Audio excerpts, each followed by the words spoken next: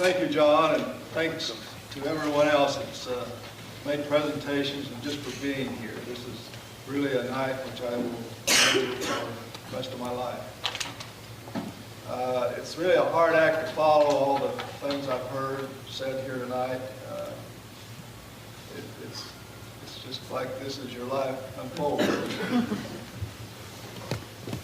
My welcome to you as friends, family, VA family, and my boss.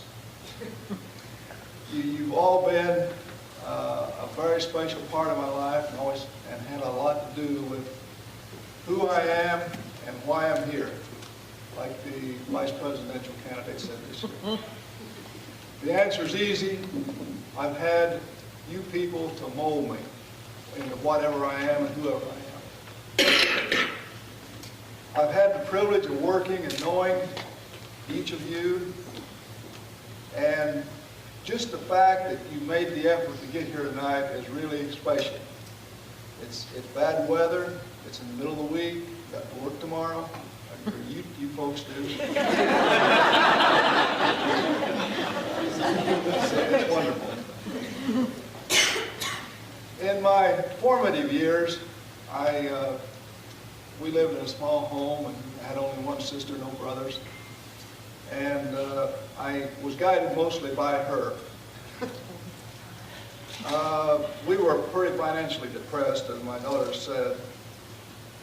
And I didn't think that I would ever be able to have control over anyone in my lifetime, especially someone bigger and older than I was.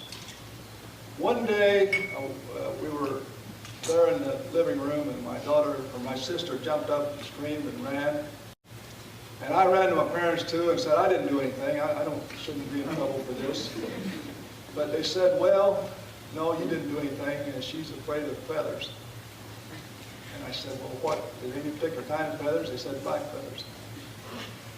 So from that moment on, we had some chickens there, and some of them were black, and I armed myself with a feather, and I was able to protect myself. She also taught me about Santa Claus. When I was 18, I was still at home, and she was a year older than me, and she was married. And I left a note that we got most of our gifts at Christmas time. Most of our clothing and everything else came in. And I left a note on the tree for Santa to be sure to visit my sister, who was now Wilma Smith, that she no longer lived here. Well, the story is the next morning that when everybody got up, they heard noise outside, looked outside, and there was Santa Claus. And they started to leave our house, and they stopped at the little outhouse we had out there, and opened the door and heard a voice say, "No, no, reindeer, I said the Smith house."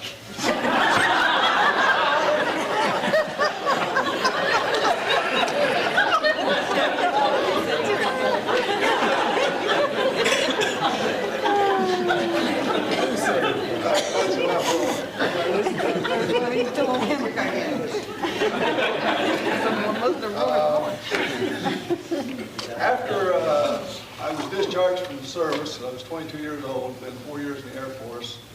I met Marilyn Cornett, and we were married. We had 4 children. We've celebrated our 40th anniversary last year, and Marilyn has been a guiding and stabilizing influence in my life, and as you've heard tonight, we have 4 wonderful children. Our primary goal in life was to see those children were healthy and to see that they got a college education. And we're 1 semester away from that happening right now.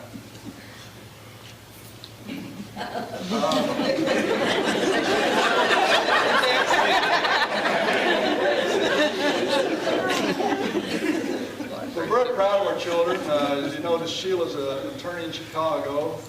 Kendra is program director at the YMCA.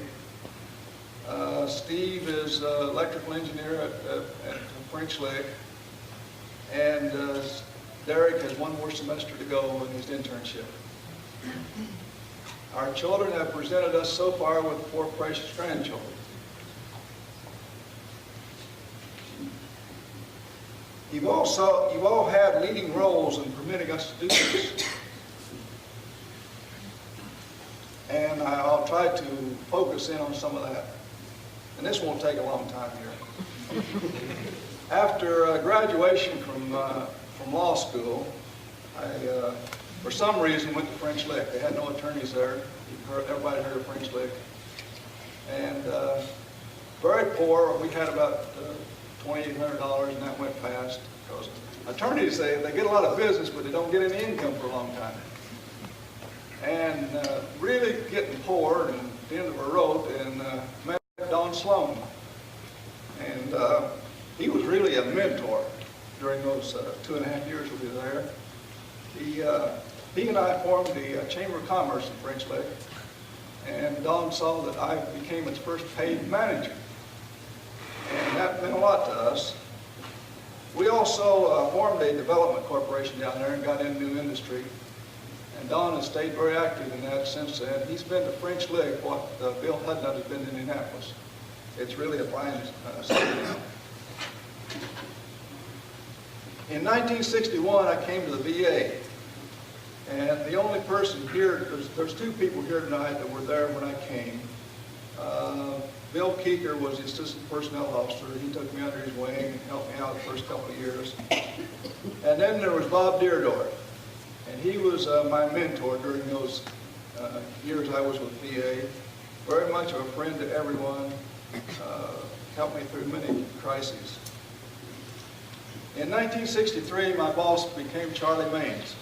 And Charlie touched everyone with whom he came in contact. Through his guidance and the mentorship of Bob Deerdorf, I became Charlie's assistant, and eventually, after Charlie left and retired, the district council replaced him. We all miss Charlie very much, and Gwen is here tonight, and she was the first one to register for this program. Another person who helped me very much during those early years was Jim Kessick in adjudication, and he's here tonight. We have some very close friends who we've met in Indianapolis, and they've helped us, and we've helped them through some crises. B. Satterthwaite, Don and Veronica Ward, Don and Jane Sanders, Al and Maxine Nicolosi. Appreciate you all being here. We have 5 people here who we served all together in the Federal Bar Association. Various times as president, and we all got much closer together because of that. John Higgins, Chuck Collett, John Huff, Maureen Hancock, and Kathy Burris. In 1984, Bob Coy appointed me as district counsel. I'm eternally grateful for the trust he placed in me and the support and the mentorship from him that he's provided. These have been the best 10 years of my life. You played a great role in allowing Marilyn and myself to achieve our goal of seeing our children formally educated. Bob's career began in Lincoln, Nebraska, and he's a dyed-in-the-wool Nebraska football fan. Number 1. And Bob owed a great deal of gratitude to Indiana for that being the case right now. Because when Penn State came here, they were number 1. And Indiana almost beat Penn State. Penn State was number 2 after that. Appreciate it. So you got to remember us in the future. Tell you what kind of a boss Bob is. Right after I became district counsel, we ordered a bunch of furniture, and it was about $13,000. And very nice. Replaced it with pre-World War II furniture. But the next thing I knew, the Inspector General called and was investigating. Before I could call Bob, he called me. He said, I know about it. Don't worry about it. I told you to buy it. I stand behind you. And he certainly did.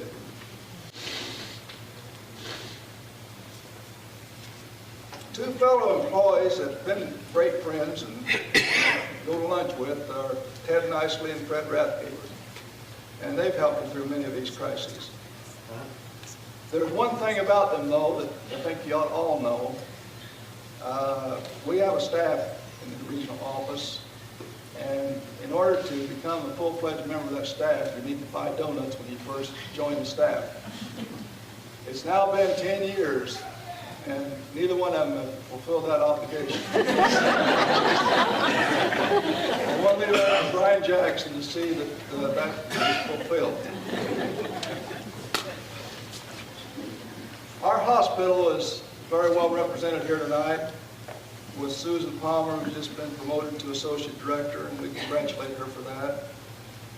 Terry Johnson is here, and Terry, I've told you this many times, and I say it again, he retired last summer as hospital director, quite prematurely, of course. But he's the best hospital director I've ever had the pleasure of knowing. And the chief of staff that's here meets that same criteria. Tell you a little story about Dr. Ferris. He called one day, first I've ever heard of it, and he had a veteran that came in the hospital, and he was well when he came in, but he became comatose, unable to speak or anything, and couldn't communicate. He needed surgery. If he didn't have the surgery, he would surely die. He was married, and the wife refused to consent to the surgery. Well, most doctors said, fine, that's your decision, let's let it go at that. True story. So he and I drove to the wife's home, got her statement that she refused to consent. We drove to the court of the county, and Dr. Ferris was appointed guardian. We walked away from that court with a court order authorizing the surgery. That's beyond the call of duty.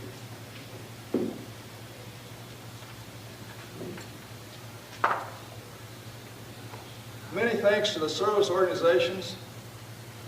It's been great working with you guys, and you've been perfect gentlemen, and I think everybody that deals with you says the same thing. Dutch Bowl is the director of the Indiana Department of Veterans Affairs.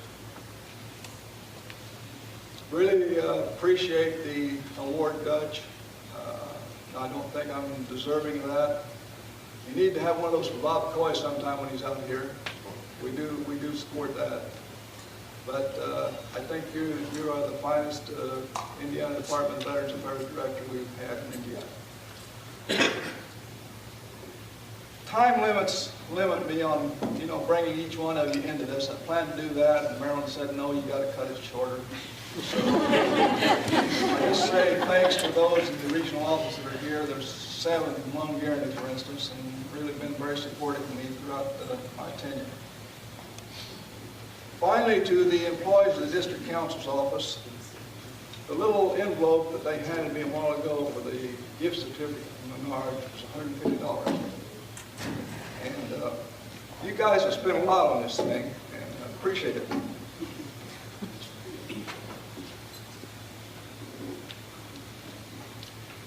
To John Heitler, you keep our books here, and you've had an awful lot of money that you went through this fund. And, we've never had an accounting from you.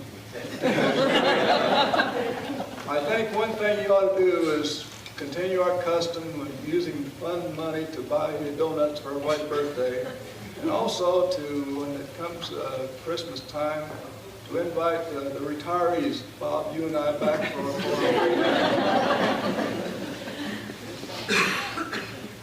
Kathy Burris keeps her credenza and her desk and her bookcase full of food. And in recent years, the food's disappearing. She always tells me that she's looking for a blizzard. And I hear about that the very first snowflake we have. We better go home, I think. And I don't know why the food disappears, but we're going to have to donate some of this back to you for food. Finally, it comes to the point of why is now the time to retire. Our office is very cold. Most of the people here agree with it. Some of them go around in shirt sleeves, for instance, but there's a few of us that get very cold in there. I sat in the office, got a lot of windows around me, and just shiver. I had a heat pad for my feet that I commandeered from the other building, and that helped an awful lot. And then one day I walked out and I saw this lady sitting there just shivering, freezing, and I offered her my foot warming pad, but I didn't think she'd take it.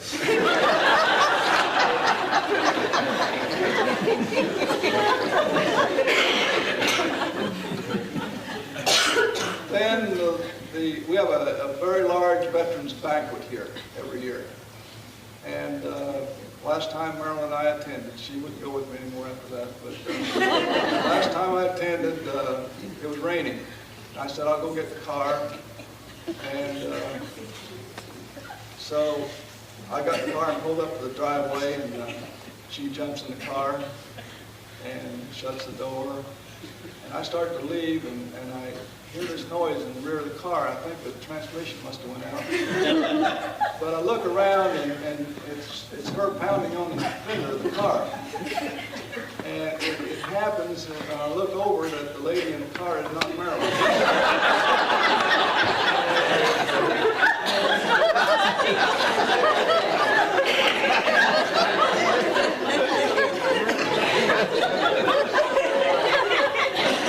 I think it's time to retire. But I think that Marilyn can take care of me, but then we had an experience here last month which really topped it all. We were going to see Ben Davis play football, or basketball. And she looked at the paper and she said the game's at Lawrence North. So we drive out there and we have a leisurely dinner. We drive down to the gym at 6:30. The gym's locked. We turn the radio on and the game's back at Ben Davis.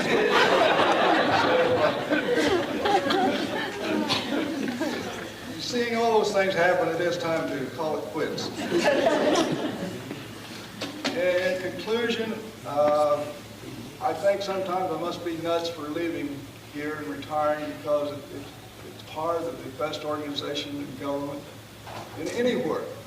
I could not think of a nicer job to have than I've had. And for that, like I say, I thank everybody that's here, that's been supportive, that's helped me to accomplish our goals. And it has been so wonderful knowing each and every one of you. Thank you very much.